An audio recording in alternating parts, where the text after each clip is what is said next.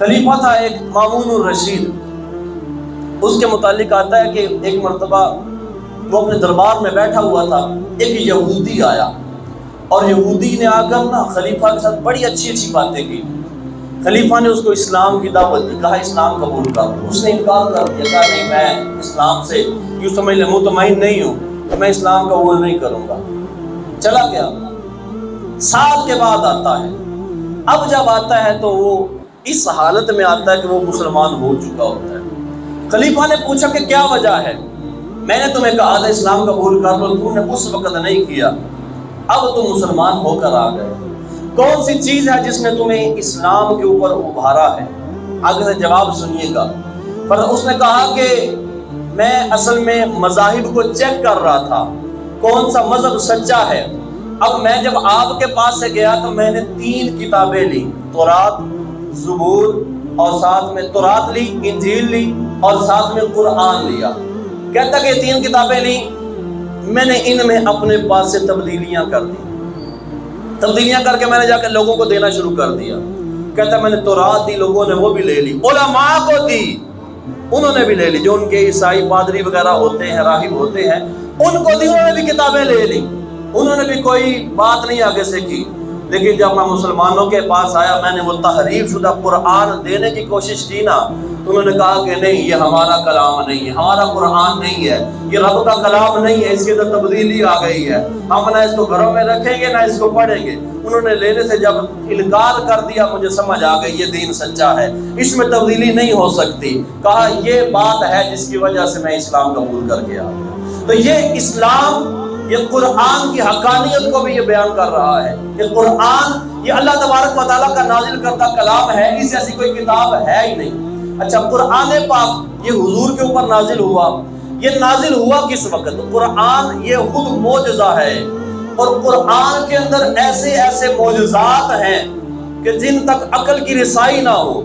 قرآن فصاحت و بلاغت کے اعتبار سے سب سے اعلیٰ منصب کے اوپر ہے اس وقت, سب سے اعلیٰ کتاب فصاحت و بلاغت کے اعتبار سے یہ قرآن پاک ہے. یوں سمجھ لیجئے کہ تھوڑی بات کرنا اور اس میں معنی زیادہ بیان کر دینا, یہ قرآن نے جو اس کا انداز اپنایا ہے, کوئی بندہ اور اس کا انداز اپنا سکتا ہی نہیں ہے.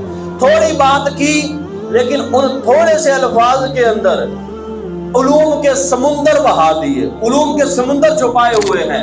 یہ قرآن کے اندر ہے, کسی اور کلام کے اندر یہ بات نہیں ہے. اللہ تبارک و تعالیٰ نے قرآن, ایک مثال سے سمجھاتا ہوں, رب قرآن کے اندر ارشاد فرماتا ہے, فرمایا وَفِي الْقِصَاصِ حَیَاتٌ, فرمایا قصاص کے اندر زندگی ہے. قصاص کسے کہتے ہیں؟ قصاص کہتے ہیں کہ کسی نے کسی کو قتل کیا, اس کے بدلے میں اس کو قاضی کے کہنے کے ساتھ ہے بدلے میں قتل کر دیا جائے. کسی نے کسی دوسرے مسلمان کا ہاتھ توڑا تو قاضی حکم دے گا کہ اس کا بھی ہاتھ توڑ دیا جائے, تو ہاتھ توڑ دیا, ہاتھ کاٹا ہاتھ کاٹ دیا جائے گا, ایک انگلی کاٹی ایک انگلی کاٹ دی جائے گی, دانت توڑا دانت توڑ دیا جائے گا. یہ بدلہ یوں لینا لیکن قاضی کے حکم کے ساتھ, شریعت کے احکام کے مطابق, یہ قصاص کہلاتا ہے. اب کسی نے قتل کیا تو قتل بھی کیا جائے گا. قرآن کیا فرما رہا ہے؟ قصاص کے اندر زندگی ہے. حالانکہ ظاہری طور پر دیکھیں تو قصاص کے اندر زندگی کہاں پر نظر آ رہی ہے؟ موت نظر آ رہی ہے. بھائی ایک چلو پہلے ہی مر گیا, اب قصاص لیا جا رہا ہے تو دوسرا بھی مر جائے گا, پھر تیسرا مر جائے گا, یوں تو مرتے جائیں گے. لیکن رب کیا فرماتا ہے؟ وَفِي الْقِصَاصِ حَیَاءٌ, اور قصاص کے اندر زندگی ہے. اب اس کو ظاہری معنی میں کتنے تھوڑے سے الفاظ ہیں, اور معنی سمجھنے کے لیے پھر علماء کے پاس جب جائیں تو پھر پتہ چلتا ہے, وہ فرماتے ہیں قصاص کے اندر واقعی زندگی ہے, رب کا کلام سچا ہے. ہم دیکھیں نا یہاں پر, ہمارے یہاں پر کتنے قتل ہوتے ہیں, کتنی چوریاں ہوتی ہیں, کتنی شراب نوشی ہوتی ہے, کتنے گناہ ہوتے ہیں, لیکن روک کوئی نہیں ہے, کوئی بندہ رکتا کوئی نہیں ہے. جو گناہ کرتا ہے وہ کرتا جا رہا ہے. لیکن اگر وہی اسلامی سزائیں نافذ کر دی جائیں, کیا فرمایا؟ جب بندے نے چوری کی تو اس کا ہاتھ کاٹ دیا جائے. ہاتھ کٹا ہوا دیکھ کر میرا ہاتھ سلامت ہو اور اگلے دن کٹا ہوا ہو تو سمجھ تو آ جائے گی کہ حضرت صاحب نے چوری کی تھی. اب کیسی شرمندگی ہوگی, پورے شہر میں ایک بندے کا ہاتھ کاٹ دیا جائے جس نے چوری کی ہو. پورے شہر میں کوئی دوسرا بندہ جرأت کرے گا کہ میں اب چوری کر لوں؟ پتہ ہے بھائی پکڑا گیا تو ہاتھ کاٹا جائے گا. پورے زمانے کے اندر رسوائی ہوگی کہ یہ بندہ چور ہے.